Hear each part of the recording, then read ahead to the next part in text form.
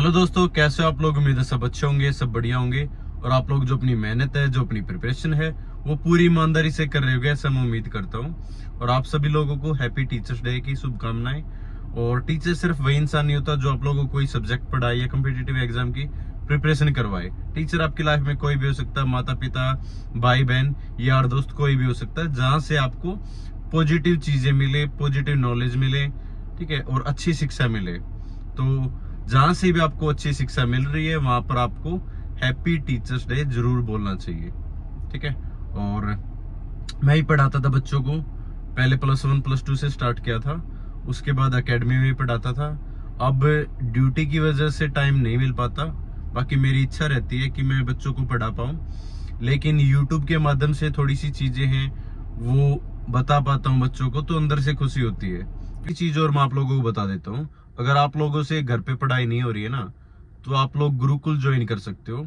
रेवाड़ी के अंदर खुला है, मेंटर 365 नाम से गुरुकुल है, जो स्क्रीन पे आप देख भी पा रहे होगे, जिसमें लाइब्रेरी, खाना, रहना, टाइपिंग वगैरह, फिजिकल वगैरह सब एक ही प्लेटफॉर्म पर किया जाता है, ठीक है। वहां पर फोन वगैरह अलाउड नहीं है, तो लाइब्रेरी में आप पूरा दिन पढ़ाई कर सकते हो, ठीक है। और सुबह से आप अपनी जो एक्सरसाइज वगैरह है, वर्कआउट वगैरह है, वो कर सकते हो, तो दोनों चीजें साथ में हो जाएंगी। मेरे को ये पता है कि जो एस्पिरेंट होता है ना, जो प्रिपरेशन में लगा हुआ होता है, वो काफी उलझन में होता है कि मैं जो चीजें पढ़ रहा हूँ वो सही पढ़ रहा हूँ, या पहली चीज ये है कि मैं कहाँ से पढूं, कहाँ से मैं तैयारी करूँ, ताकि मेरा सिलेक्शन एटलीस्ट हो जाए और मेरे को ज्यादा धक्के ना खाने पड़े, ठीक है। हमारे टाइम पे इतना ज्यादा यूट्यूब का क्रेज नहीं था, मैं उस दौर की बात कर रहा हूँ जहाँ 16, 17, 18, ठीक है, का जो टाइम था, जहाँ पर हम प्रिपरेशन कर रहे थे।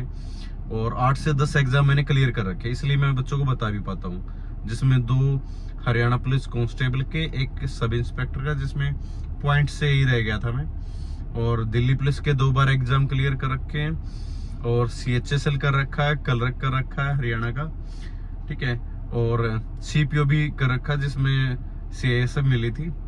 तो मैंने बहुत सारे एग्जाम क्लियर कर रखे, इसलिए मैं आप लोगों को वो चीजें प्रोवाइड करवा पाता हूँ भी। फिलहाल मैं दिल्ली पुलिस के अंदर हूँ, ठीक है, तो पढ़ाई के टच में रहा हूँ, इसलिए मैं वो चीजें डिलीवर कर पाता हूँ। और मेरे को पता है कि वो 1 नंबर से, 2 नंबर से, या छोटी छोटी गलतियों की वजह से रहने का, ठीक है, कितनी तकलीफ होती है, क्या क्या चीजें फेस करनी पड़ती है, उसको खुद को भी, उसकी फैमिली को भी।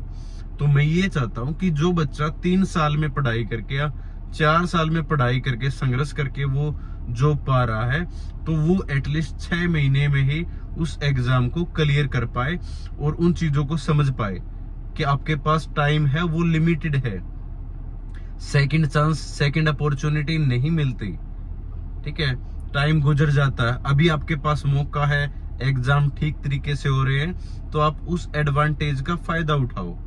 ये मत सोचो कि एग्जाम 2 महीने बाद होगा, 3 महीने बाद होगा, ये टाइम बहुत जल्दी निकल जाता भाई, पता भी नहीं चलता।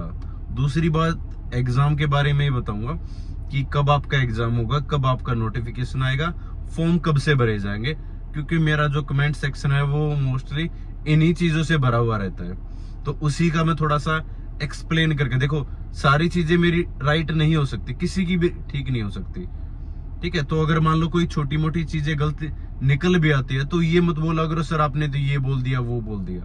मैं भगवान नहीं हूं भाई कि मैं फ्यूचर प्रिडिक्ट कर सकता हूं कि हाँ, ये है कि हम अंदाजा लगा सकते, आइडिया लगा सकते, क्योंकि हमें एक्सपीरियंस है 3-4 वैकेंसी का, दिल्ली पुलिस का तो एटलीस्ट, ठीक है। तो उसी भी आप पे हम चीजें हैं वो बता पाते हैं, आप लोगों को समझा पाते हैं, तो समझने की कोशिश किया करो। तो जो आपका एग्जाम डिले हो रहा है या नोटिफिकेशन डिले हो रहा है, सबसे पहली चीज क्या है कि एक तो आपका CPO की वजह से, CPO का रिजल्ट है वो नहीं आया था, अब वो रिजल्ट आ चुका है। दूसरा, जो वेंडर चेंज हुआ था उसकी वजह से फेज 13 का स्टेनो का जो एग्जाम हुआ था, उसमें चीजें हैं वो ठीक नहीं रही थी, और उम्मीद करता हूं कि एडुकेटी ने वो चीजें सुधार की होंगी। वो उन चीजों का पता चल जाएगा जो सीजिल का एग्जाम होगा इसी महीने। सीजिल का एग्जाम है वो लास्ट महीने, ठीक है, लास्ट महीने अगस्त के महीने में कंप्लीट हो जाना चाहिए था, वो 1 महीना एक्सटेंड हो गया। अब सितंबर में आपका एग्जाम है वो सीजिल का हुआ। अगर हम कैलेंडर की बात करें, SSC का जो कैलेंडर आप लोग देख पा रहे हो, ठीक है, उसमें सारी चीजें सीक्वेंस वाइज चल रही है। तो अगर सीक्वेंस वाइज चल रही है तो बीच में एमटीएस आएगा, ठीक है, सीएचएसएल आएगा और सीपीओ आएगा। 3 बड़ी वैकेंसी अभी बाकी है, ठीक है। ये तो है नहीं कि सीपीओ का नेक्स्ट ईयर ले लेंगे, एमटीएस का नेक्स्ट ईयर ले लेंगे। तो आपकी सारी चीजें सीक्वेंस वाइज चलेंगी। अब देख पा रहे होगे कि सबसे पहले किसका हुआ था, फेज 13 का हुआ था, फिर स्टेनो का हुआ था, अब आपका सीजीएल का नंबर है तो उसी का होगा। उसके बाद आपका सीपीयू का नोटिफिकेशन इसी मंथ आ जाएगा और नेक्स्ट मंथ आपका एग्जाम सीपीयू का हो सकता है। उसके बाद एमटीएस का और जेई का मान लो छोटी वैकेंसी है, थोड़ी वैकेंसी है तो जल्दी हो जाएगा, जल्दी निपट जाएंगे, ठीक है। लेकिन सीएचएसएल, एमटीएस और सीपीयू तीनों बड़ी वैकेंसी है। सीपीयू का भी 4 से 5 दिन में एग्जाम है, वो करवा लिया जाता है। अगर सीक्वेंस की बात करें तो सबसे पहले दिल्ली पुलिस का ड्राइवर का होगा, अगर इसी हिसाब से चला तो। उसके बाद आपका हेड कांस्टेबल मिनिस्ट्री का एग्जाम होगा, ठीक है ना, और उसके बाद AWTPO का, फिर आपका लास्ट में एग्जीक्यूटिव का, अगर जो कैलेंडर है उसके सीक्वेंस से हम बात करें तो। और सभी में एग्जाम डेट है वो नवंबर दिसंबर लिख रखी है, किसी का नवंबर में होना था, किसी का दिसंबर में।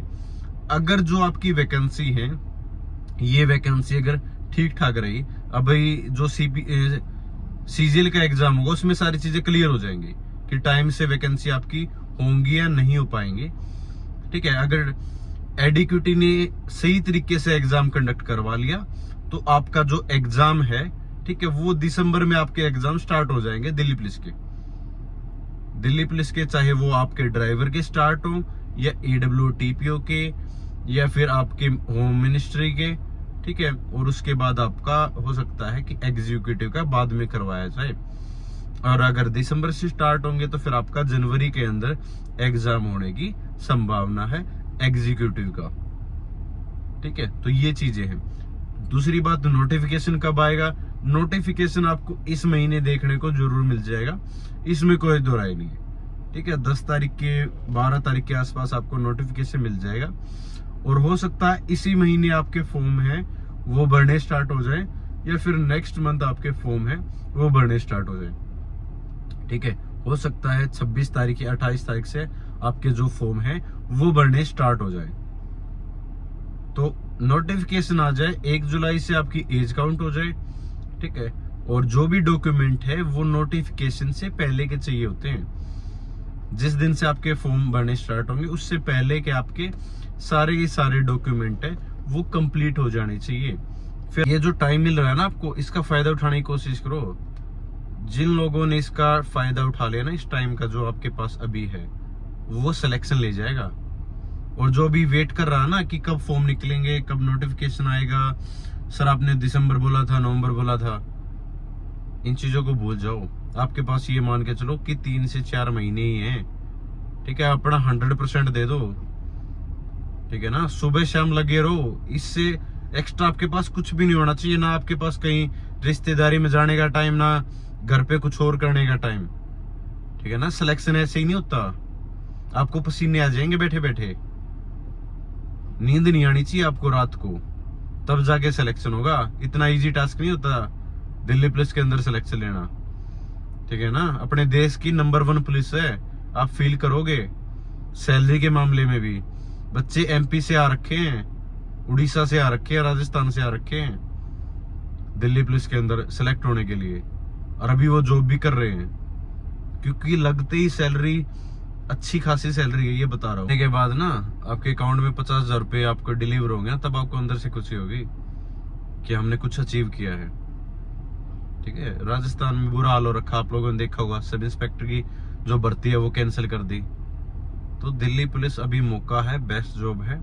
अगर कोई डाउट हो, आपका छोटा भाई बड़ा भाई आप लोगों के साथ है, ठीक है, आप लोग पूछ सकते हो, हर चीज का जवाब देंगे, ठीक है। तो थैंक यू सो मच, जय हिंद, सभी को नमस्कार।